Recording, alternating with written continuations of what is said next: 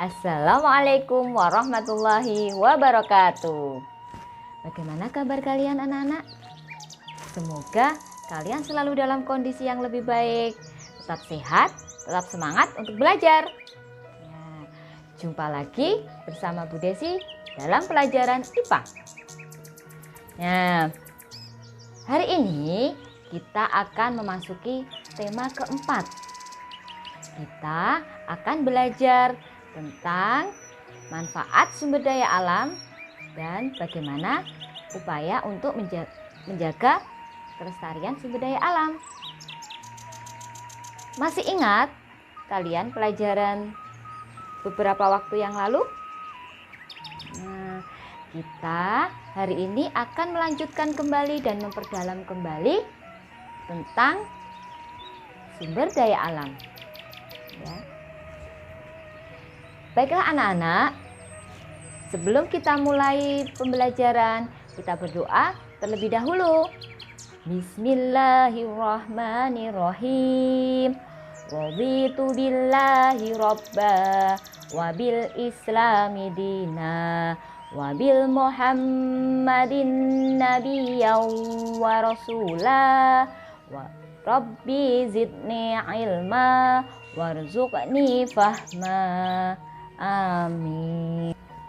Semoga belajar kita hari ini diberkahi oleh Allah dan dimudahkan oleh Allah. Anak-anak, siapa yang ingin disayangi Allah dan Rasul-Nya? Ayo tunjuk jari. Oh iya, semua pasti ingin disayangi Allah dan Rasul-Nya. Nah, bagaimana caranya anak-anak? Caranya, iya, kita mengikuti apa yang diperintahkan oleh Allah dan Rasul-Nya. Rasulullah SAW bersabda, barang siapa menghidupkan bumi yang mati, maka bumi itu akan menjadi miliknya. Diriwayatkan oleh Tirmizi. Nah, apa maksudnya hadis tersebut?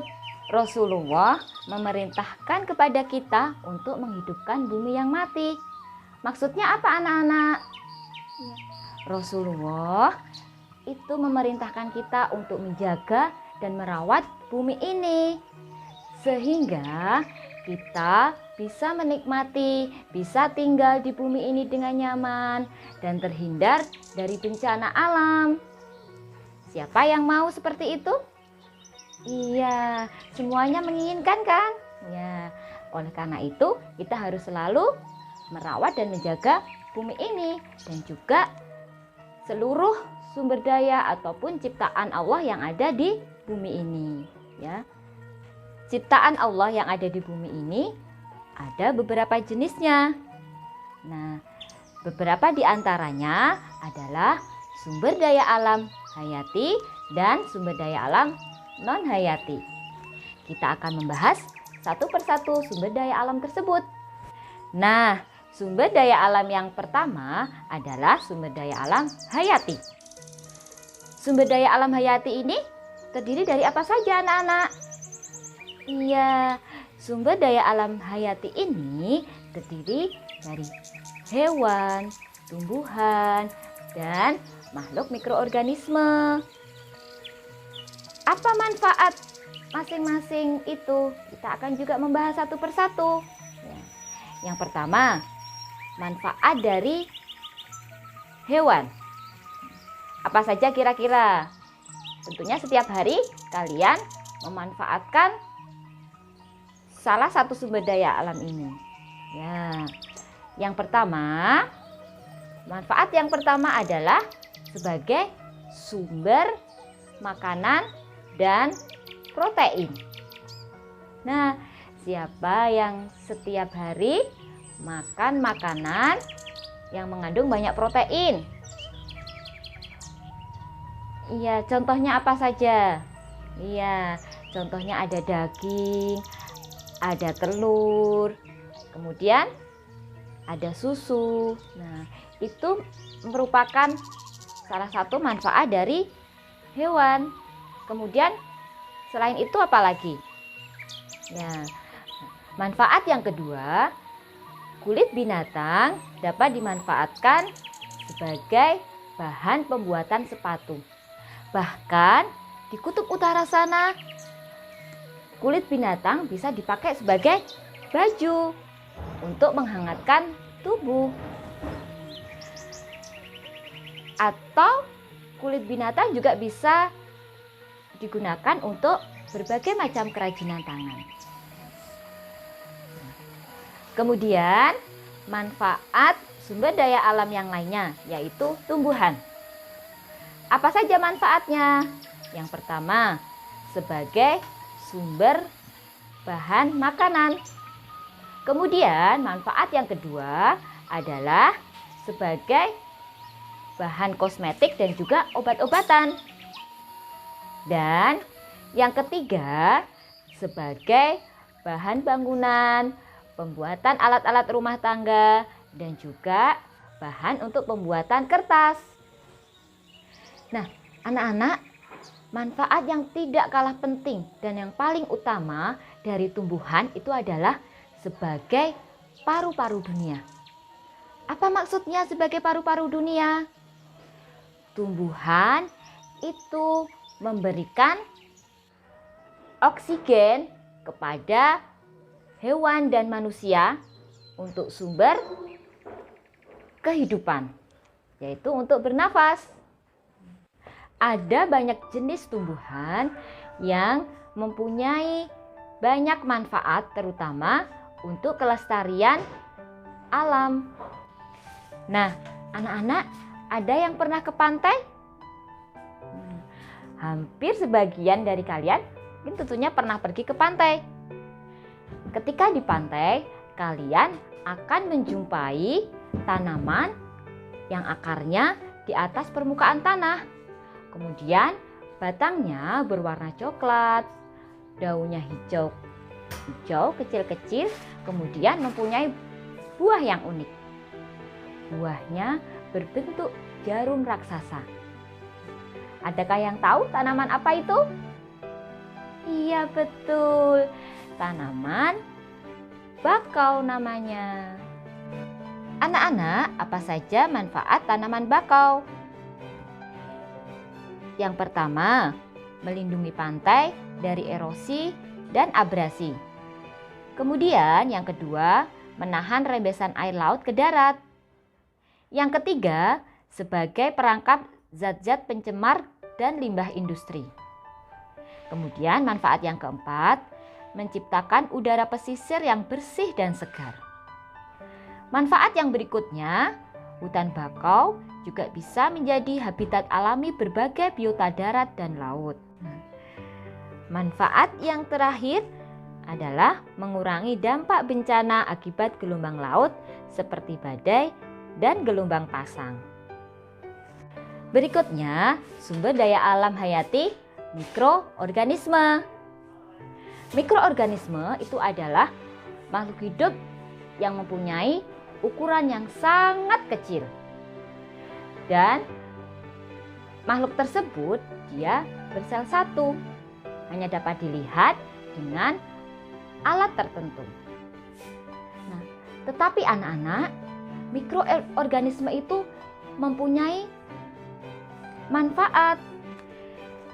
Di dalam dunia kedokteran, mikroorganisme ini sangat bermanfaat untuk pembuatan obat antibiotik. Kemudian, dalam industri pangan, mikroorganisme ini juga bermanfaat untuk proses fermentasi. Coba kalian yang suka minum yogurt, makan keju, itu semua menggunakan bantuan dari mikroorganisme. Ada lagi anak-anak, satu makanan yang pasti kalian suka. Apa ayo? Iya, yaitu tempe.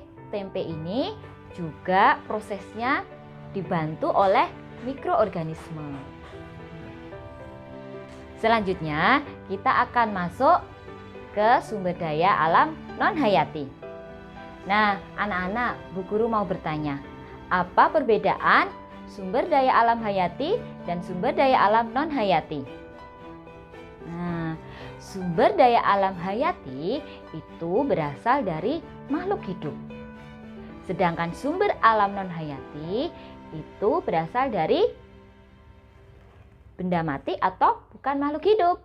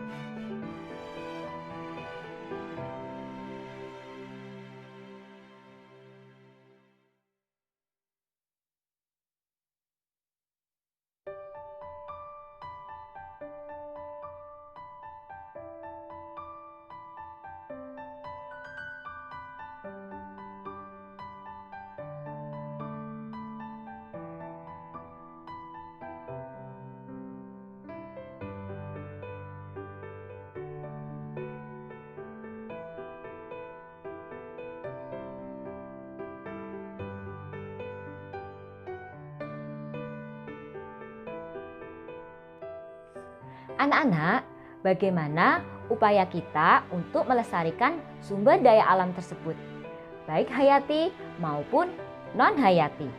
Yang pertama, melakukan reboisasi atau penghijauan terhadap daerah atau hutan yang gundul. Yang kedua, tidak meninggalkan titik-titik api saat meninggalkan hutan. Misalnya ketika seseorang sedang kemah ataupun mendaki gunung. Kemudian yang ketiga, penghijauan di daerah aliran sungai.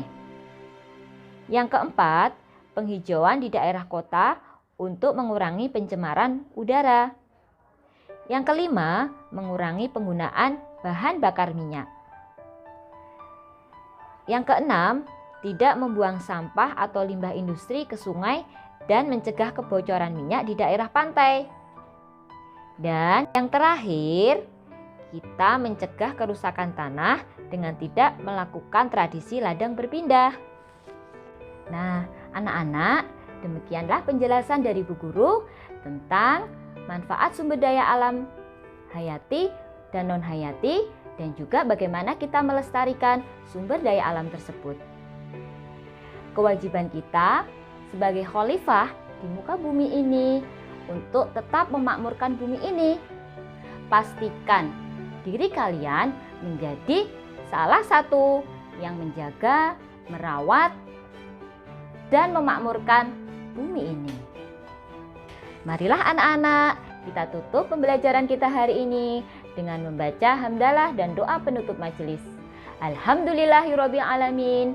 Subhanakallahumma wa bihamdika asyhadu alla ilaha illa anta astaghfiruka wa atubu ilaik. Wassalamualaikum warahmatullahi wabarakatuh.